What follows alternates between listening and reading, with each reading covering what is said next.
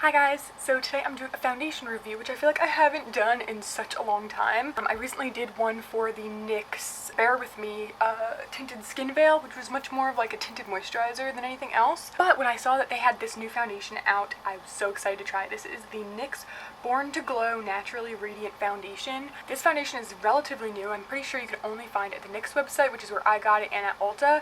It's only $10, which is really good for the drugstore nowadays, and it has, what I wrote it down, 43 shades, which is really good. I think that might be the most shades NYX has in a foundation. I'm not 100% sure on that, but I think so.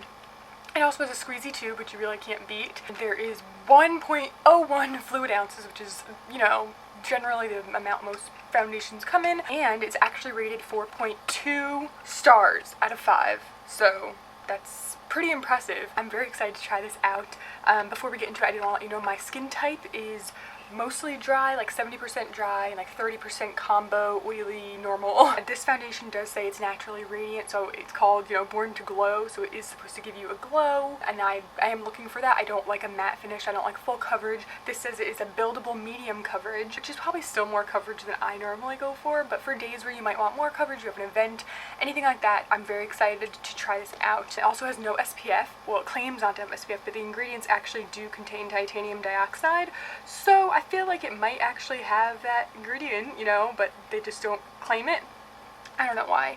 I wrote down some of the things it describes on the website. It says it blends like a dream, so we'll find out. It is vegan and cruelty-free, and I'm very excited about that. Now, like I said, bought this online, so I shade matched myself online, and I chose the shade Light, which is a neutral shade. They have warm and cool shades. I always pick neutral, especially online, because I feel like you can't go wrong. It won't be too warm or too cool. I'm also a neutral tone myself, so it makes sense to get that. I am going to be applying this with a knockoff beauty blender. This is from Juno & Co., one of my favorite sponges ever. It is already dampened, and I don't know, when I first got it, I felt like it was right. Now it looks a little dark, right? It looks too dark. Yeah, I probably should have gotten more like fair porcelain or the lighter one, but I got this one. It's too dark, what you can do? So we're opening this for the first time. I'll let you know how it wears, how it smells, you know, all that stuff. It does come with a little foil cap, which is always good to see. I'm going to put some on the back of my hand. It is more liquidy than I thought, to be honest. This is how it is there. It's not like a pointed thing, it's just kind of basic, which honestly I'm not mad about. I like a squeeze tube better than like a pump. So I got about that much on my hand. As you can see, it actually doesn't look as dark. I don't know, we're just gonna have to see what it looks like on. It's very much more liquidy than I thought. Now, I know a lot of people in videos like this use like a beauty blender half the face and like a brush, but you know, I really want to test this out to see if I'm gonna like it, and I always use a beauty blender for any kind of face makeup unless I just use my hands. So what I would just put on my hand is just about gone, and that's what half my face. I didn't use much, and this sponge did absorb quite a bit of it. So let me zoom in real quick though so you guys can kind of see what the difference is. So I actually feel like it did a really good job of giving me a radiant finish, a natural finish. Like, I really don't think it looks like I have makeup on.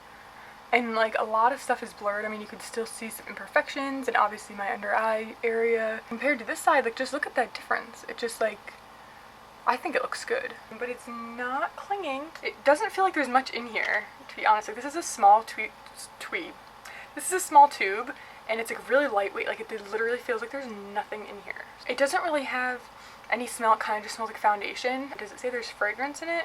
No, I don't think so, so that's good. But it does say denatured alcohol. What? No, that's so drying. That pisses me off. How do they put denatured alcohol in a product that's supposed to give you glow? And it says there's talc in it too, so if you don't like that, that's a bummer. And dimethicone.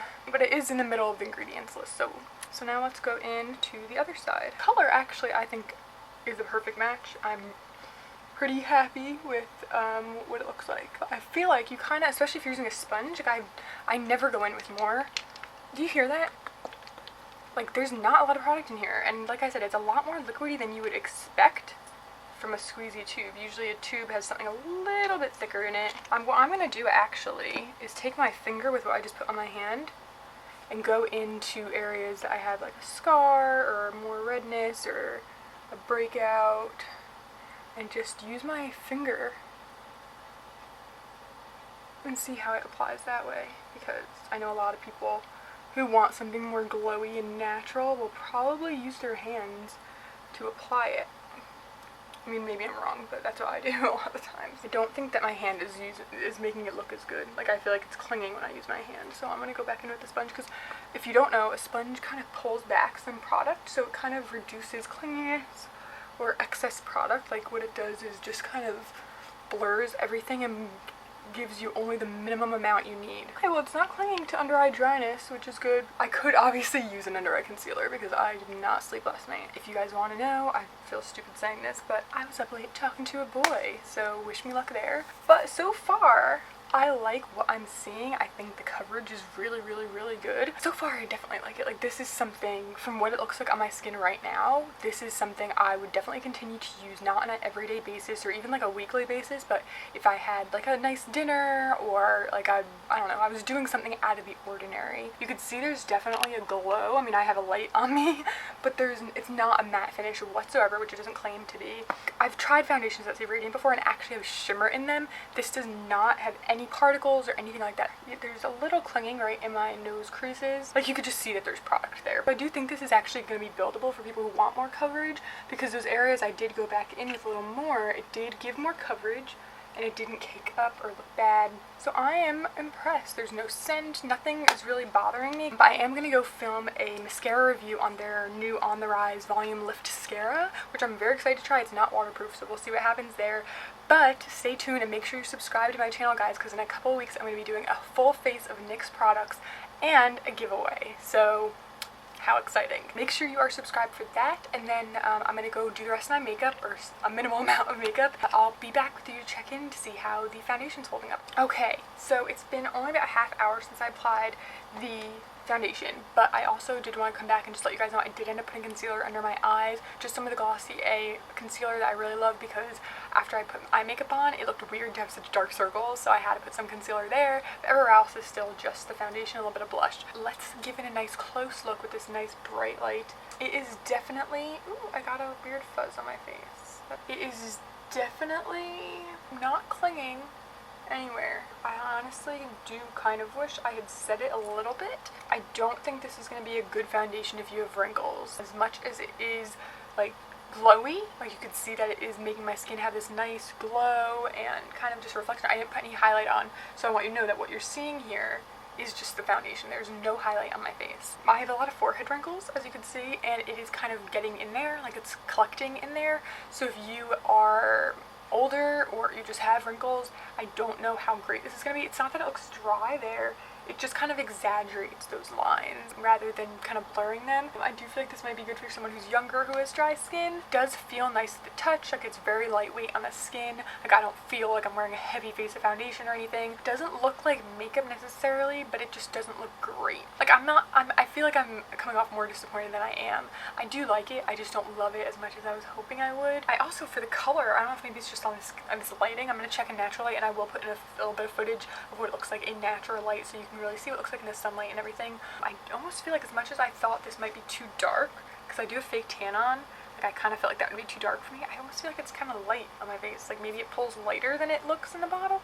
I don't know. I will check out in a few hours and see if it's like melting off or it's patching or any kind of problems. I also, like I said, I don't think it covers redness as much as like other stuff, so you'll definitely want to go in with a concealer. So far so good. I'm gonna go and I'll see you later. Hi, it's been 3-ish hours since I've had the foundation on, and it is really, really, really humid out. I think it looks good. I'm gonna put that out there. But it's definitely not my favorite. Like, I am definitely shiny in the T-zone, but like I said, it's like 90 degrees, humid, really hot.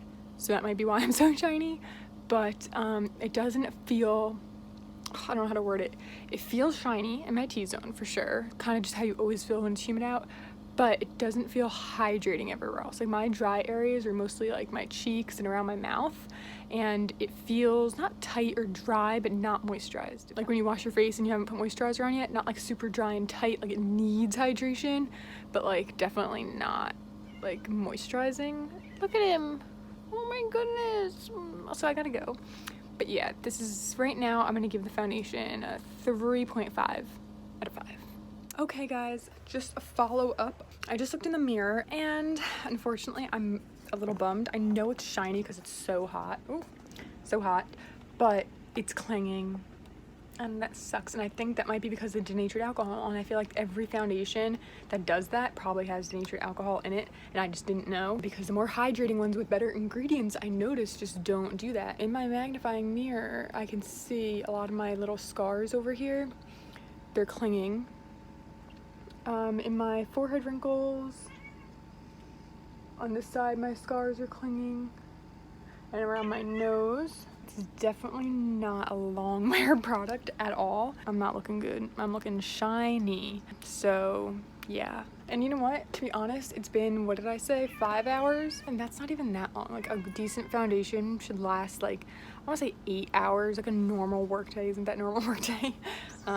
So it's definitely shiny, and like, unless you have super dry skin, but then it still has denatured alcohol. I was really bummed. Like, I was really excited about this foundation. You can just see everything, and like, I don't know, like, it looked good for the first 2 or 3 hours, and now it's just like going downhill. So I might check it again, but I probably won't, because I just feel like I need to take a shower and wash my face. Yeah, I'm like kind of bummed. I still think it's a decent product. I would still give it, I want to say 3.5 out of 5. I think that the problems I'm having with it are my skin type. The formula isn't meant for someone like me. I feel like it's meant for, I don't want to say this, but like people on Instagram who have really good skin but still want foundation. It's just, it's not that bad, but I do feel like it's better for people who like don't have that many skin issues. I might wear it again, but like there's like a good chance I won't.